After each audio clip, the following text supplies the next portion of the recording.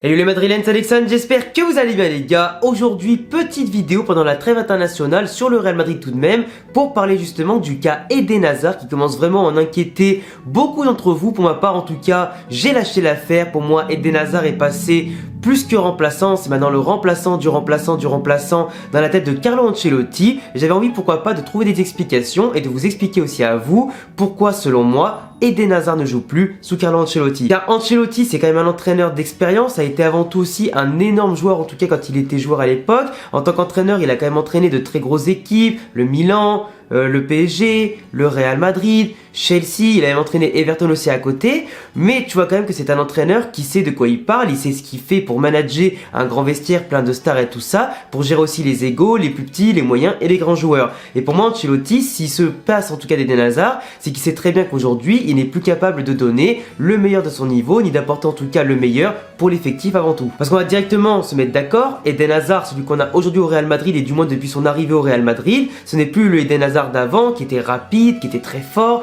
qui percutait, qui savait dribbler, qui prenait tout le monde en 1 contre 1, qui cassait des reins, qui pouvait se retourner, faire des prises de balle en tout cas improbables et en tout cas aussi casser des lignes et faire tout ce qu'il voulait avec le ballon, en plus bien évidemment de mettre des buts et des frappes incroyables mais aussi de belles passes décisives. Sauf qu'aujourd'hui il est mou, il est très lent, il est très prévisible, il n'arrive plus à passer le moindre dribble, il est plus décisif aussi dans les stats de passe D, ni en tout cas de but, et maintenant au lieu de casser les reins à l'adversaire, c'est lui-même qui se casse les siens, parce que du coup il arrive plus à se retourner, il arrive plus à faire quoi que ce soit, c'est plus un Eden Hazard en tout cas que t'as envie de voir jouer, tellement son football aujourd'hui a disparu. Pour moi, au-delà du plan statistique, des buts et des passes décisives qui est vraiment famélique en seulement 3 saisons au Real Madrid, enfin en déjà 3 saisons au Real Madrid plus tôt,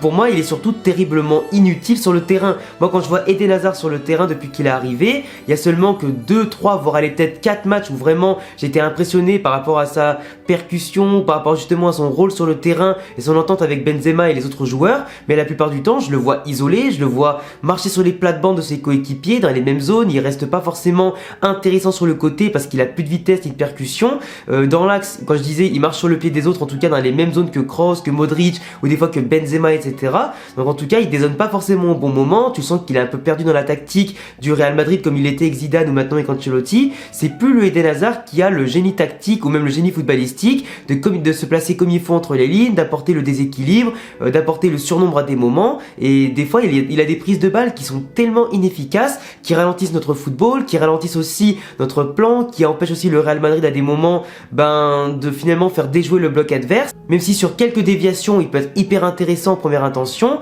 la plupart du temps il va rater ses contrôles, il va rater ses prises de balles, et malheureusement ça nous fait perdre autant du temps que des occasions qui pourraient être converties par d'autres joueurs. Il y a aussi le fait, et je pense que mentalement ça a dû jouer sur lui, qu'on gagne la plupart des gros matchs depuis qu'il est arrivé, et aussi les titres qu'on a gagnés depuis son arrivée, on les a gagnés sans qu'il ait le moindre impact, que ce soit la Super Coupe d'Espagne, que ce soit la Liga 2020, que ce soit aussi des gros matchs en tout cas, et aussi le beau parcours l'an dernier en Ligue des Champions. Tu vois, tout ça, ça a été fait, aussi notamment les victoires au Classico, tout a été fait sans lui. Donc forcément aujourd'hui, si l'entraîneur gagne sans Eden Hazard, pourquoi on devrait donner sa chance à un joueur finalement qui n'apporte rien, même dans les petits ou les moyens matchs, tu vois. Les gros matchs aujourd'hui, les joueurs qui sont en place ont fait leurs preuves, ils ont su bomber le torse, ils ont su en tout cas redorer le blason et le mettre au niveau dont en tout cas il mérite d'être. Et donc pour moi, si les joueurs en place arrivent à gagner les gros matchs, bah du coup Eden Hazard il a plus forcément sa place, à part pour jouer les 5 ou 10 dernières minutes, quand en général les matchs sont déjà pliés. Le fait bien évidemment que la concurrence fait mieux que lui au poste d'ailier droit, parce qu'aujourd'hui on joue en 4-3-3 ou en 4-2-3-1, peu importe, mais surtout en 4-3-3,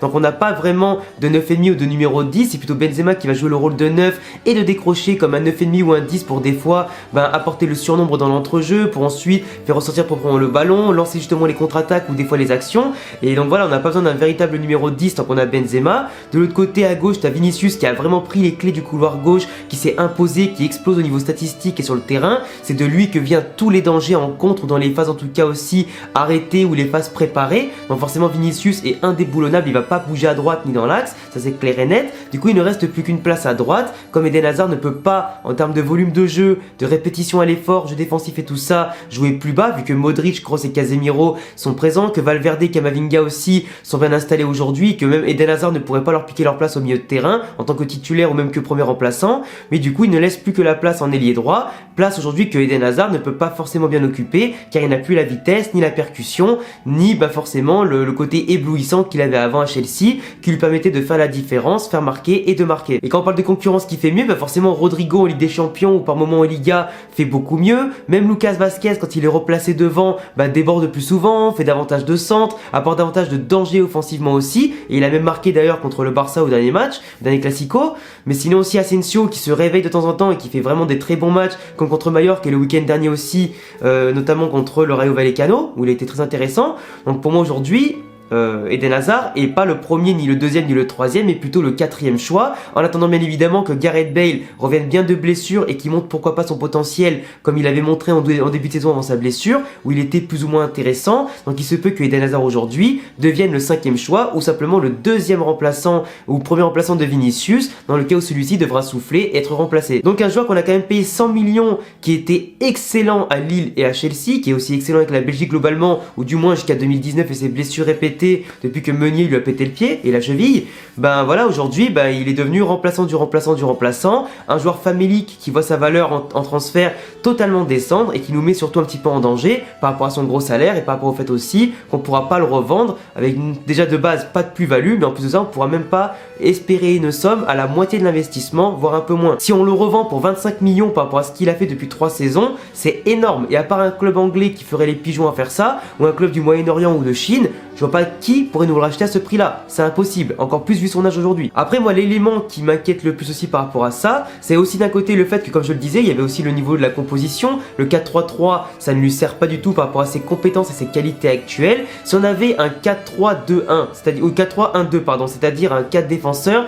3 milieux de terrain, donc Kroos, Casemiro, Modric, et un joueur du coup qui serait juste derrière Vinicius et Benzema, pour simplement leur servir, pour avoir du coup un Eden Hazard ou un Asensio qui seraient tous les deux leur poste préférentiel, qui pourraient jouer face au jeu, apporter du danger, porter le ballon, casser des lignes, etc. Et justement lancer les attaques avec les latéraux qui déborderaient, qui apporteraient le surnombre, ou des fois le milieu de terrain qui passerait aussi sur les côtés, et aussi du coup les attaquants qui profiteraient de la vitesse de Vinicius pour la verticalité, et Benzema des fois qui décrocherait un petit peu ou s'écarterait pour apporter des combinaisons intéressantes. Sauf que Ancelotti, sur le papier c'est un 4-3-3, par moment ça peut ressembler à un 4-3-1-2 quand Benzema décroche, mais seulement quand Benzema décroche, pas quand c'est Eden Hazard ou Asensio qui vont dans l'axe, ça apporte pas forcément de surnombre. À ce moment là on est plutôt dans un 4-4-2 qu'un 4-3-1-2, et c'est vraiment totalement différent. Et pour moi, pour finir la vidéo, l'élément le plus déterminant autre que la tactique, la concurrence, le fait que voilà il a eu des blessures, que c'est plus le même joueur, etc., c'est aussi un facteur qui à mon sens est très intéressant pour un joueur pro, et je vais noter du coup sur mon téléphone pour pas oublier, c'est le fait que Eden Hazard, il a pour moi un mental qui est en mousse,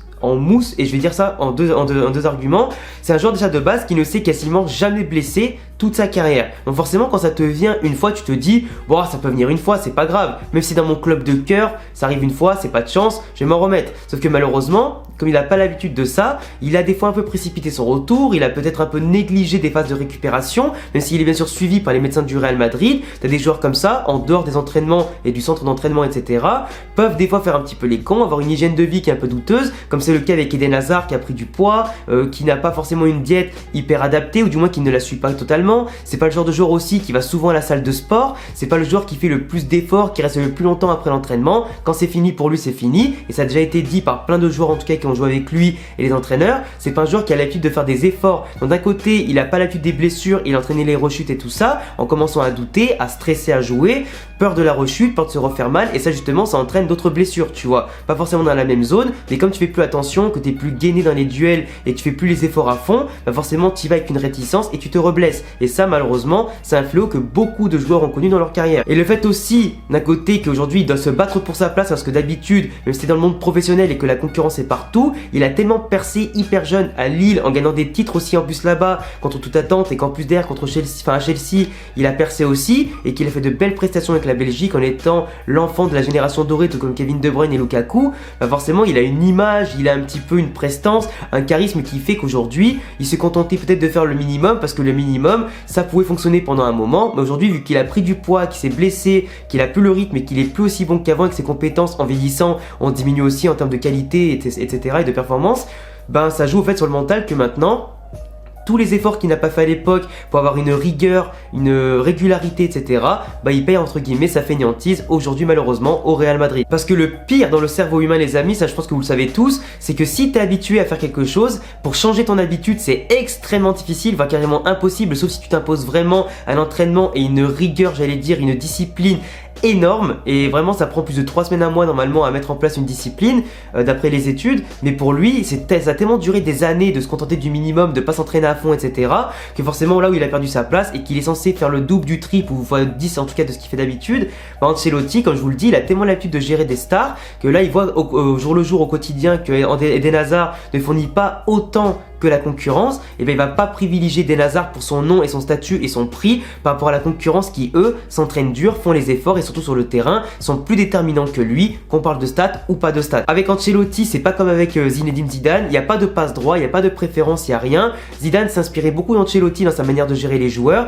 Ancelotti a aussi une main un peu frileuse des fois à faire des rotations, ça nous avait coûté un peu cher par le passé quand dans son premier mandat, même s'il a gagné la Ligue des Champions et la Copa del Rey pour la première année, c'est surtout la deuxième année on a eu un peu plus de mal avec ça, mais pour moi Ancelotti c'est pas comme Zidane dans le sens qu'il va donner sa chance toujours aux mêmes parce qu'ils ont fait beaucoup de trucs par le passé, tu vois. Là Marcelo il a pas de passe droit comme avec Zidane, pareil bah du coup Gareth Bale etc, tu vois ils sont un petit peu mis maintenant sur le côté, mais tu vois Ancelotti il a fait bien comprendre à Eden Hazard que maintenant lui, peu importe son prix, son statut, ce qu'il a fait avant, aujourd'hui il faut qu'il travaille pour gagner sa place comme s'il était un jeune joueur qui devait tout prouver. Parce qu'au Real Madrid, il n'a rien prouvé et quand tu arrives dans un club comme ça, le meilleur du monde, il faut que tu prouves au quotidien parce que c'est comme ça et c'est pas forcément comme ça ailleurs. Et tant que pour lui, en le voyant tous les jours, il ne sera pas prêt à apporter quotidiennement au Real Madrid, et ben terminado Eden Hazard, et malheureusement aujourd'hui, même son sélectionneur Roberto Martinez avec la Belgique commence un petit peu à en avoir marre, commence un petit peu à s'agacer d'Eden Hazard et surtout s'inquiète pour lui parce que pour l'instant il a encore envie de jouer au football, mais Eden Hazard c'est un joueur un petit peu qui peut perdre je pense très rapidement son envie de jouer au football si sa situation continue, même si je pense que d'ici l'année prochaine à mon avis il sera parti à l'été 2022 en première ligue ou en Chine ou au Qatar où tu veux, tu vois. Parce que c'est pas un joueur qui est prêt à rester je pense 2-3 ans encore sur le banc et dans tous les cas à mon avis sera remplacé vu qu'en plus il y aura Mbappé qui arrivera, peut-être Haaland et sûrement peut-être d'autres grands joueurs parce que le Real Madrid ne peut pas se permettre d'avoir des joueurs aussi moyens qu'Eden Hazard pendant encore 2 ans de plus. Donc voilà les gars, c'est tout pour cette vidéo, j'espère en tout cas qu'elle vous aura plu, qu'elle vous aura intéressé par rapport au cas de Eden Hazard, que peut-être j'aurais pu éclairer certes avec mes idées, mes avis, mon analyse. En tout cas j'attendrai aussi tous vos avis sur ma vidéo et vos propres idées dans les commentaires. Je vous laisserai bien sûr vous abonner, cocher la cloche et me suivre sur tous les réseaux qui s'affichent ici et en description si vous kiffez le Real Madrid et mes vidéos. A bientôt les amis pour prochaine vidéo, ciao ciao.